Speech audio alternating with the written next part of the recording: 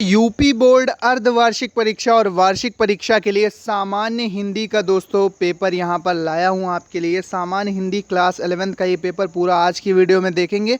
Model paper की तरह काम करेगा आपके लिए ये। इसको सॉल्व कर लोगे तो आपके एग्जामिनेशन की तैयारी अच्छी खासी हो जाएगी। तो यहाँ पर देखो ये सभी प्रश्न पूछे गए हिंदी गद्य साहित्य और हिंदी पद्य साहित्य, हिंदी काव्य साहित्य के इतिहास से 10 बहुविकल्पीय प्रश्न पूछे जाते हैं। यहाँ पर आप देख सकते हैं कि ये 10 प्रश्न यहाँ पर पूछे गए हैं। यहाँ पर प्रश्न नंबर 2 तक यहाँ पर 5 बहुविकल्पीय प्रश्न पूछे गए हैं।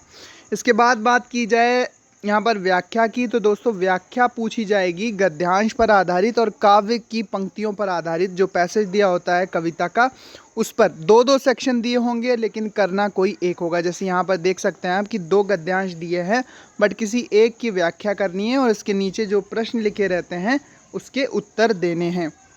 यहाँ पर आप कोई भी एक गद्यांश कर सकते हैं। इसी तरह से कोई एक काव्य के कोई एक पद्यांश भी आप कर सकते हैं। यहाँ पर कविता दी है, यहाँ पर 2 कविताओं के सेक्शन दिए हैं, ठीक है।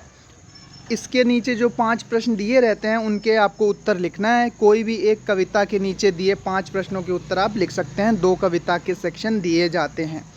नेक्स्ट बात की जाए यहाँ पर जीवन परिचय की, तो जीवन परिचय में दोस्तों कवि, एक लेखक और एक कवि का जीवन परिचय देना होता है। यहाँ पर आप देख सकते हैं भारतेंदु हरिश्चंद्र, हजारी प्रसाद द्विवेदी, और काव्य में कबीरदास, सूरदास और गोस्वामी तुलसीदास में से किसी एक एक कवि और एक एक लेखक का जीवन परिचय आपको लिखना। एक लेखक और एक कवि का जीवन परिचय लिखना होगा।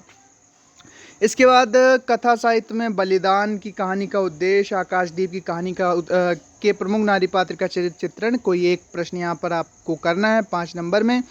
इसके बाद स्वपठित नाटक के मुख्य पात्र की चारित्रिक विशेषता, चरित्र चित्रण यहाँ पर पूछा जा रहा है। इसके बाद संस्कृत में दोस्तों गद्यांश, संस्कृत का गद्यांश में संदर्भ सहित हिंदी में अनुवाद करना है। यहाँ पर 2 संस्कृत के पैसेज दिए हैं, किसी एक का आपको संदर्भ सहित हिंदी में अनुवाद करना पड़ेगा।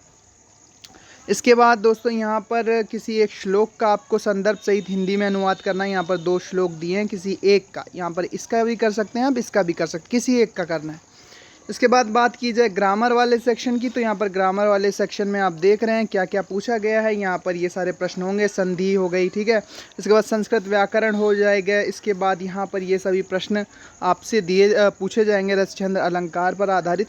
फिर आपसे यहाँ पर पूछा गया किसी कॉलेज के प्रबंधक की नियुक्ति पत्र के लिए आपको लेटर लिखना है, प्रवक्ता हिंदी पद के आवेदन है। तो जॉब के लिए जो लिखते हैं उस पर किसी बैंक से ऋण लेना है, किसी भी कारण ट्रैक्टर खरीदने के लिए, जो भी, तो वहाँ पर भी आपको ये लेटर लिखने आने चाहिए। इसके बाद निबंध आप देखेंगे, 9 नंबर में निबंध देखने को मिल जाएगा। स्वास्थ्य, शिक्षा, पर्यावरण प्रदूषण, जनसंख्या विस्फोट, भारत की अर्थव्यवस्था, किसी एक पर आपको लिखना है। तो ये पूरा पेपर था। उम्मीद करते हैं समझ गए होंगे अच्छे से, और इसको सॉल्व ज़रूर करना। क्लास 11th जो साइंस साइड के, साइंस स्ट्रीम के बच्चे हैं उनके लिए ये पेपर है। आर्ट स्ट्रीम के लिए साहित्यिक हिंदी होती है। सामान्य हिंदी यहाँ पर आप देख सकते हैं, सामान्य हिंदी का जो पेपर रहेगा वो उनके लिए होगा जो फिज़िक्स, केमिस्ट्री, बायोलॉजी या मैथ लेकर पढ़ रहे हैं, ठीक है। तो यहाँ पर ये सामान्य हिंदी का पूरा पेपर था। अच्छे से देख लो, समझ लो और इसको सॉल्व ज़रूर करना। तो यूपी बोर्ड की वार्षिक और अर्धवार्षिक परीक्षाओं के लिए क्लास 11 सामान्य हिंदी का पेपर आपने देखा। आप ये वीडियो देख रहे थे एग्जाम से MS यूट्यूब चैनल पे।